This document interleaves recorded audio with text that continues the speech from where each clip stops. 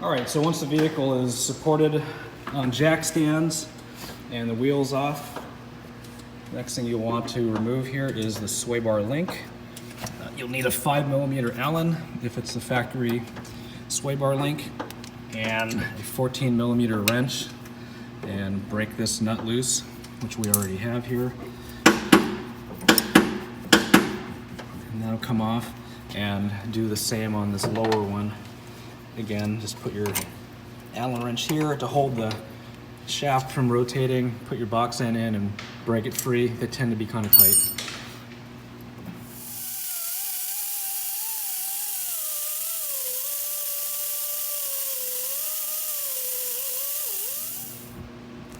All right, so as you can see, we had to cut this guy out. So once you get the sway bar link disconnected on this side, I would go ahead and do the same on the other side, so that way the sway bar itself can articulate. Next couple steps here is to remove the upper control arm bolt. I believe that's a 17mm head, and the lower strut bolt, which should be 19mm head.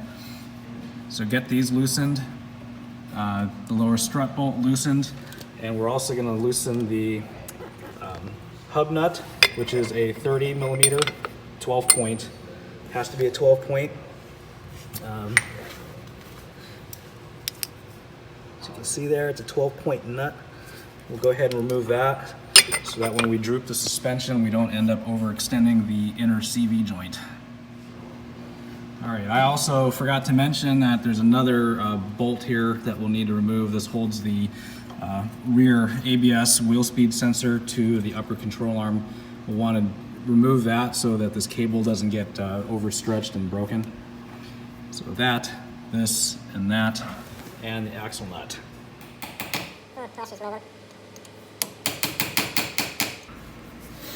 So we're just making sure the axle stub moves freely in that hub there, so when we move the suspension, the axle shaft doesn't get overextended.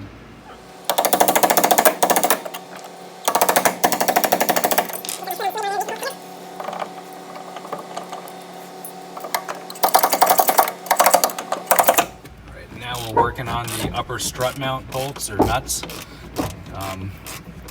14mm nuts. There's 3 of them, so one forward and 2 aft.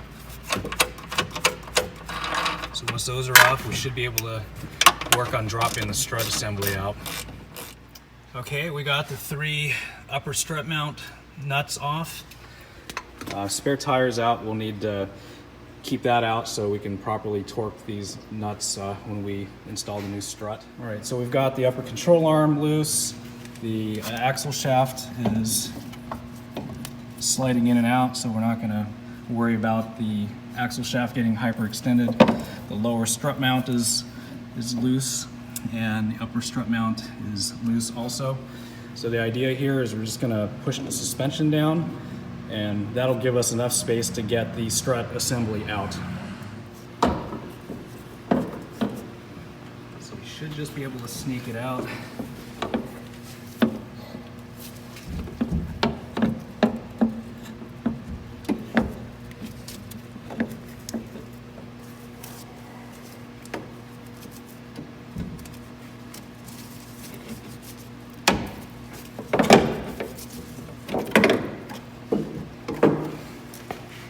And out she comes.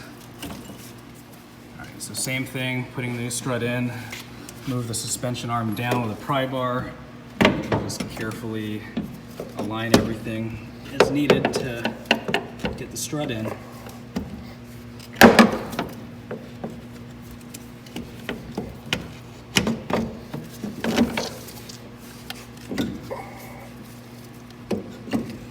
Okay.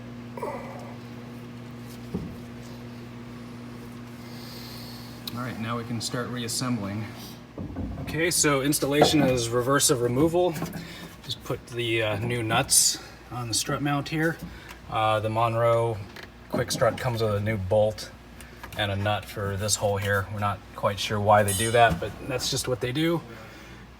Torque it to spec, 59 foot-pounds. And it helps to have the spare tire out of the way so that your torque wrench has space to move. So what we're doing now is we've put the floor jack underneath the lower control arm. We are raising the suspension up to about where it would sit when the vehicle's sitting on the ground. It's always advisable that anytime you have a suspension component with a rubber bushing like this, or the strut, anything like that, you want to torque down all the bolts with it sitting at normal ride height so that we're not putting any undue stress on the bushings. So we're going to go ahead and do that. One way to cheat here is lift it up until it just starts coming off of the jack stands, and that's more or less normal ride height for these things. So once we get that just barely coming off of the jack stand, we'll go ahead and run the bolts in for the upper control arm and do final torquing on all these fasteners.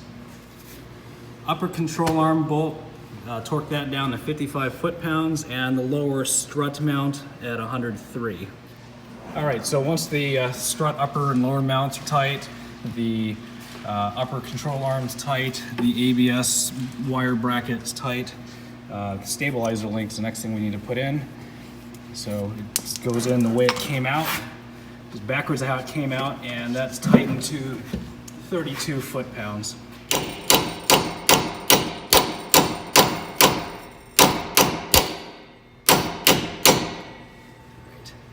So the axle nut's smashed down into the groove there so that it won't loosen up on its own. We can put the drum back on and put the wheel back on, and we're done. Final steps is to get this cargo tray thing back in place. It just sits in place like so. There's a couple of bolts here. Tighten those down. So basically reverse of how we removed everything. Put the spare tire back in and the tray.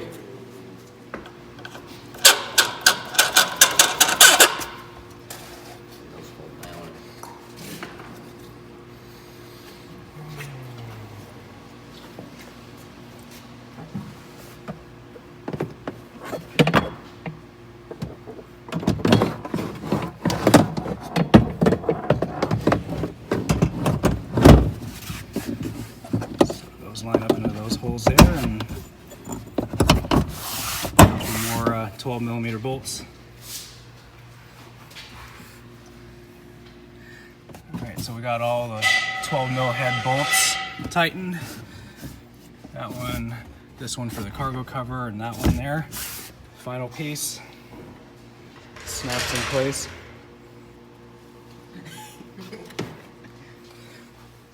It hinges.